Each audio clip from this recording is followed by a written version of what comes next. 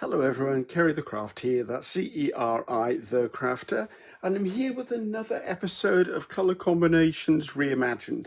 Now this time we're going to go back to January 2024, and that January heralded in a change in colour combo. Previously the options were two colours, with optional black, white and a metallic. However, there were so many requests from my subscribers to add a third colour that from this point onwards you had three colours: black, white optional and a metallic optional.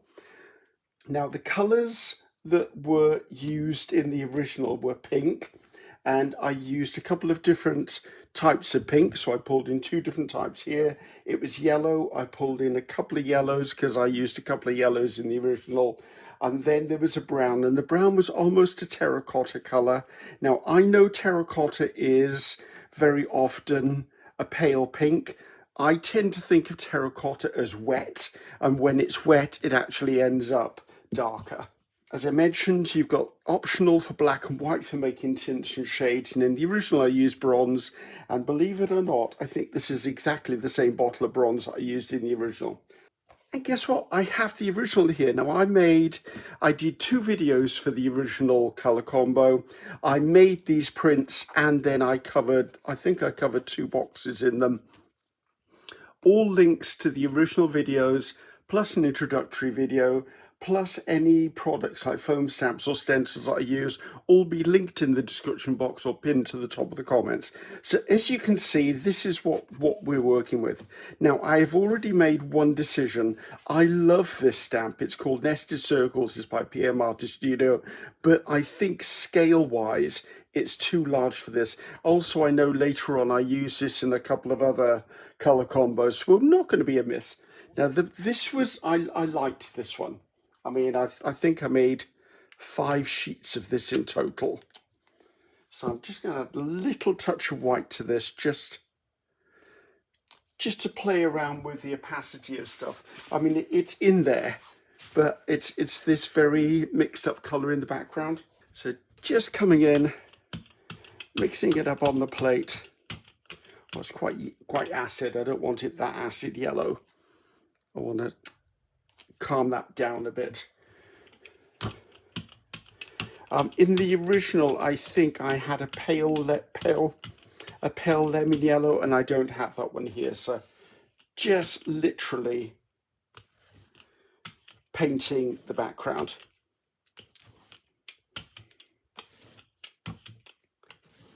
There you go. And I've cleaned up and I've dried this, so I've got no further problems with it. Now, in the original, the next stage was I put pale pink polka dots on this. Not going to do that. I think dots, there was too much on the original for me. So I'm going to come in with this Rose by Lucas Krill. Or what if it would come out the bottle? Oh, that's way too much, but we do have a clean sheet on the go, so that's fine. So I'm just going to pick this up. And I'm just going to put patches of it on here.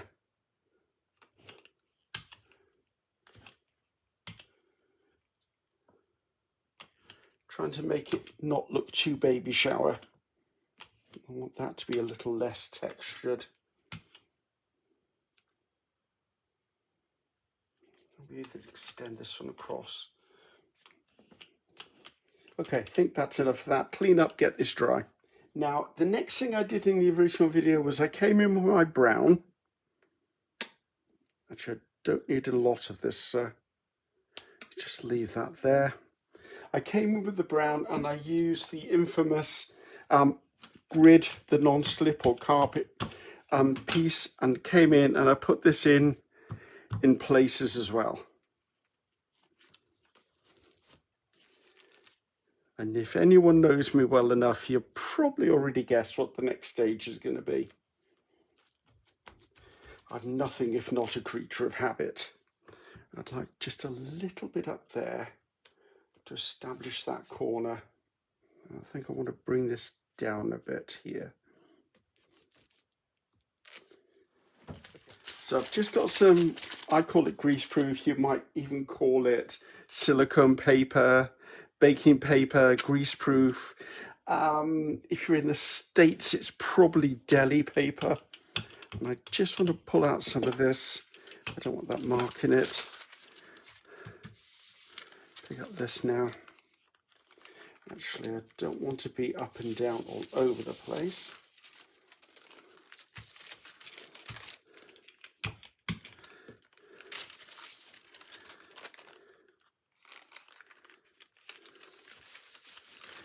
Try not to overdo the white because I don't need the white to be overly done.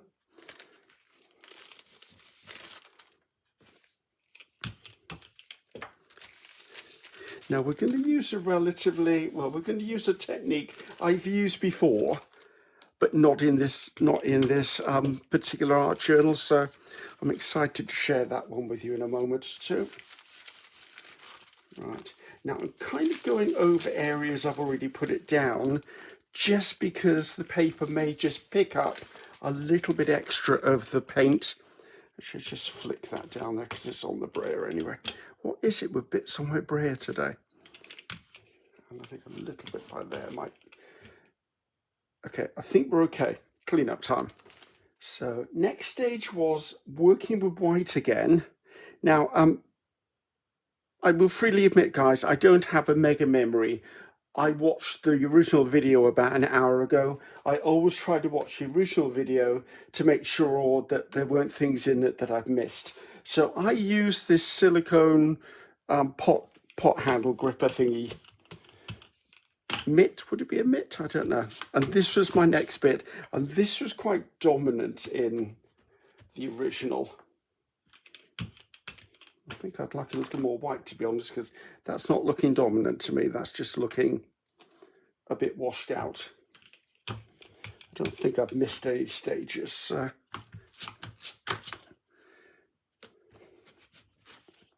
That's it. It was more like that. Let's put a little bit down there. Can I go back over there? I can. I'm just going to take the risk. Maybe along there.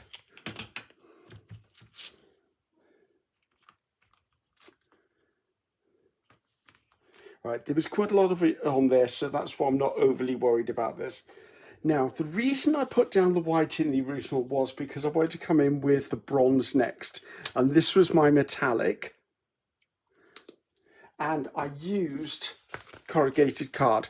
And even in the original, I did mention that you would probably question, why am I using lines when I've already got a grid? Good question. I just think it's a different look. No intent on trying to line things up. Just a different sort of look. I am pretty much going to keep it horizontal, though. I'm not going to get all messy on trying to do a grid. I'm not sure I want to do white. Maybe I want white with a touch of yellow in it. Maybe the one that's not so acid. It's just because I know what's coming next, and it's quite a bold element.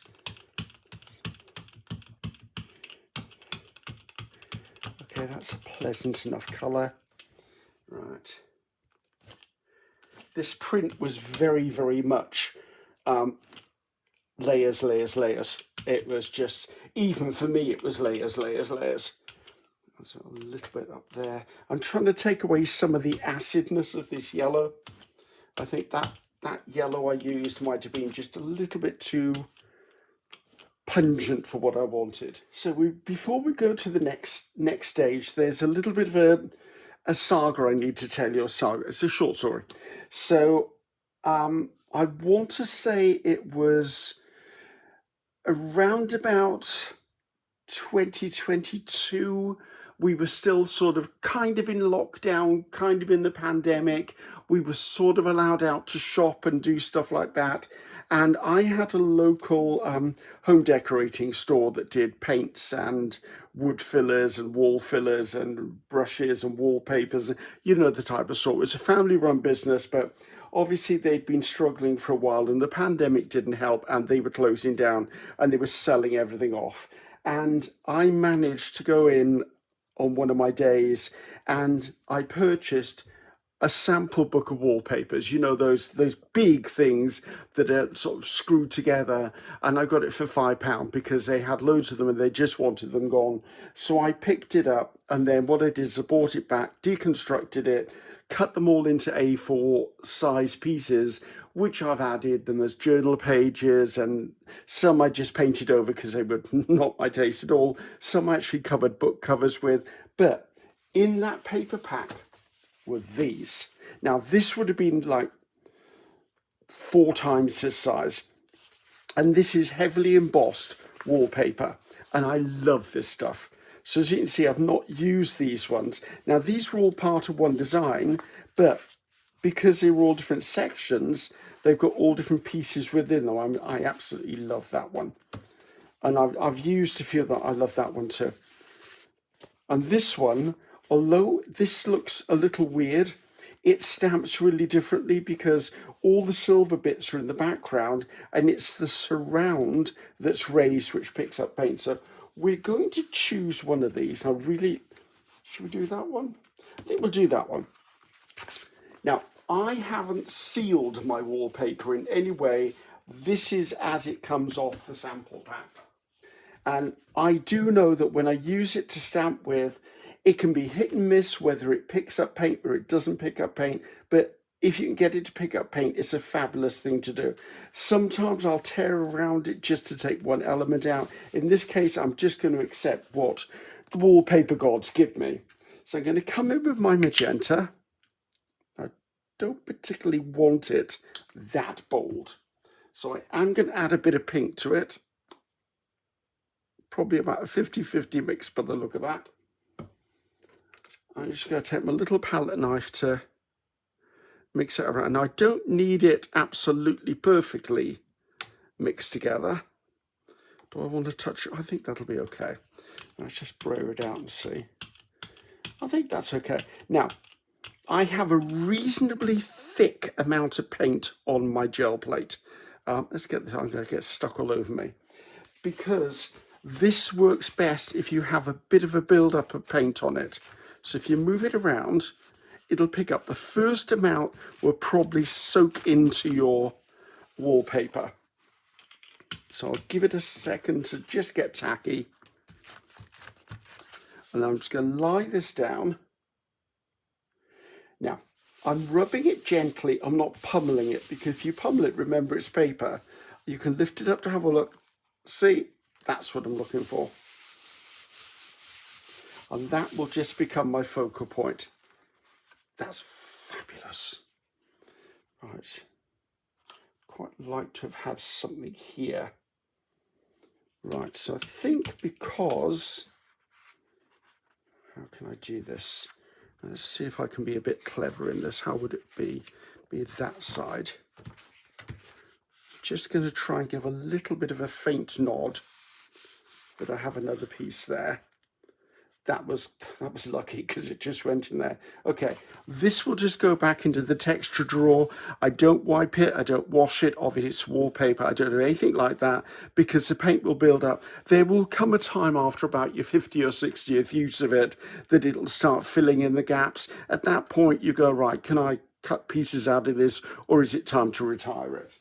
So that's all dried now. I've put a hairdryer over it now. I just want to come in now, a little bit of white, and do some flicking. I want to blend from the edges because I've got one more thing to do on here, because there's no black on here. Not that there needs to be black, but black was quite a dominant feature on the original. I wanted to play homage to that. I do have a stamp that's similar to that, but I've decided not to use it because this came out so bold, it would be the wrong thing to use that. But I do have a stamp that I will use because it's one of my favorites and I use it a lot. So I'm going to come in, and what I want to do is just fade out certain areas of this. I don't want to annihilate it. I do, however, want to just embrace the edges a bit, like up here where I didn't get the wallpaper all the way to the top. I want that blended out.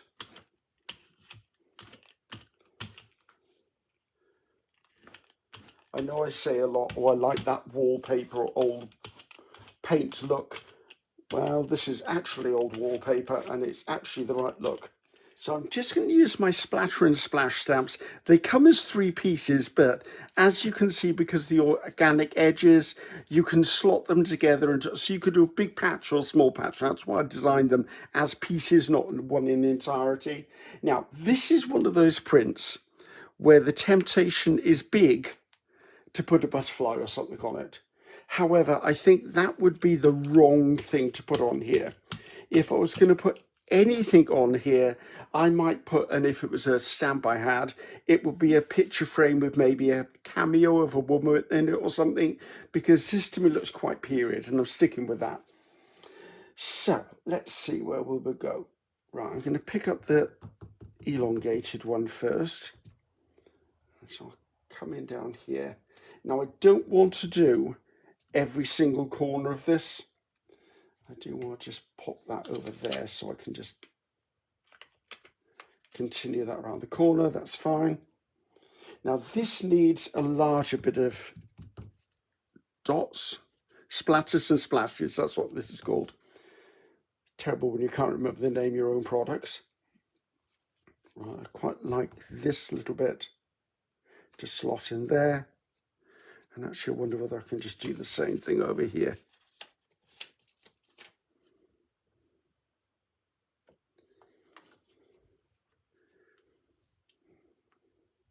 I'm trying to not do every corner, but it is so tempting to do every corner. Maybe, do I make it a border? Oh, that's an idea. Shall I try this? Oh, I don't know whether I'm going to make a mistake now. There's no mistakes in art, is there? I think I'm going to make a whole border. Let's just...